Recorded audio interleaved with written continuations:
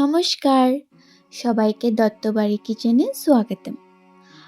আজ আমরা বানাবো কাঁঠালের কারি। তাহলে চলো রেসিপিটা দেখে নিই। এখানে আমি নিয়েছি আলু, আদা, পেঁয়াজ, রসুন।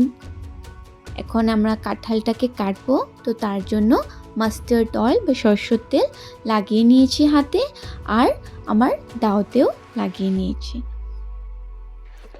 কারণ কাঁঠালের আঠা তো খুবই খারাপ, তার জন্য পরে তো উঠে না, তার জন্য আমরা সরষের তেলটা লাগিয়ে নিয়েছি।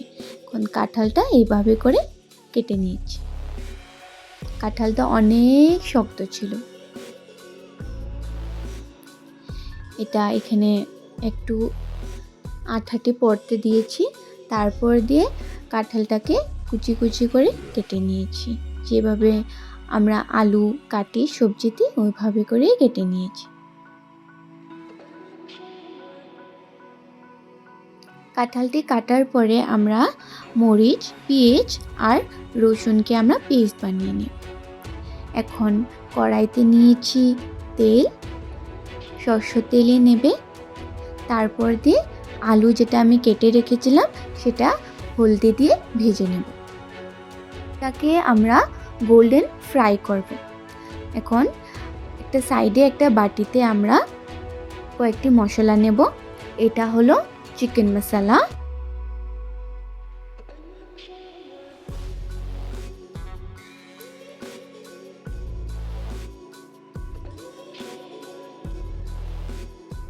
তারপরে নিয়েছি জিরের গুঁড়া, তারপর নিয়েছি ধনিয়ার গুঁড়া, তারপর নেব হলদি,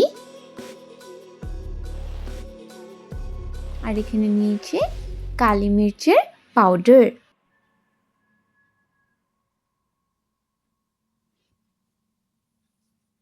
এখানে নিয়েছি দালচিনি পাউডার। তারপর নিয়ে নেব একটু গরম জল, আর গরম জলটা দিয়ে আমরা মশলাটাকে মিশিয়ে নেব। যারা যতটুকু মেজারমেন্ট আমরা নিতে চান নেবেন, এটা আমার মেজারমেন্ট। তারপর এখানে আলুটি গোল্ডেন ফ্রাই হয়ে গিয়েছে, তো আমরা এটাকে সাইড করে রেখে দেব পরে সবজিতে দেওয়ার জন্য।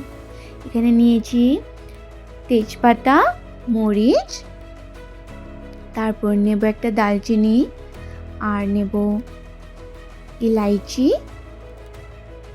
তারপর দিয়ে একটু আদা একটু কুচি করে দিয়ে দেব।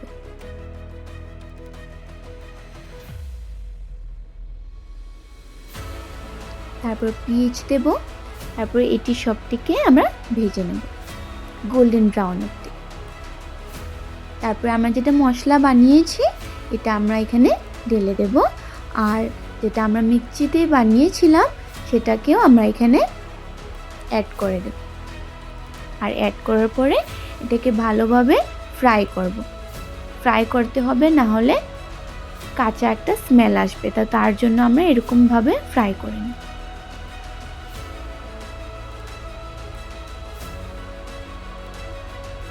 আমার তো খুব ভালো লাগে জ্যাকফ্রুটের সবজি।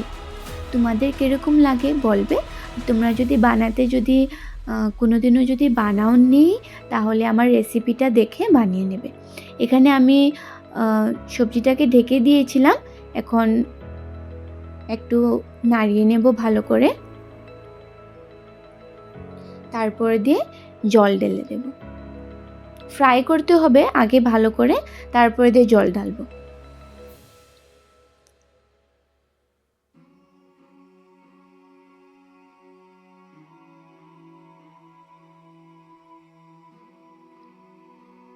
এখানে জলটা একটু আমার কম হয়ে গিয়েছে, তো তার জন্য আমি পরে দিয়ে আর একটু জল ঢেলে দিয়েছিলাম। তারপরে দিয়ে একটু আমরা হাই স্টিমে একটু এটাকে বয়েল হতে দেব।